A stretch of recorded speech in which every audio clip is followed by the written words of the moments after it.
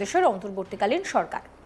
সূত্রের খবর, চীনের থেকে 20টি ফাইটার জেট কিনছে বাংলাদেশের বিমান বাহিনী। কিন্তু এখন প্রশ্ন হচ্ছে যে আর্থিক দিক থেকে ধুঁকতে থাকা বাংলাদেশের অন্তর্বর্তীকালীন সরকারের হাতে এত টাকা আসলোটা কিভাবে? কারণ এই ফাইটার জেট কিনবো বললেই তো আর কেনা হয়ে যায় না। এক একটা ফাইটার জেটের দাম তো প্রচুর। তাই ঋণের ভারে জর্জরিত বাংলাদেশের সঙ্গে এতগুলো আধুনিক ফাইটার জেট, আধুনিক প্রজন্মের ফাইটার জেট কেনার যে পরিকল্পনা চলছে তা সম্পর্কে জানতে পেরে চোখ কপালে উঠেছে বিশ্বের সামরিক বিশেষজ্ঞদের।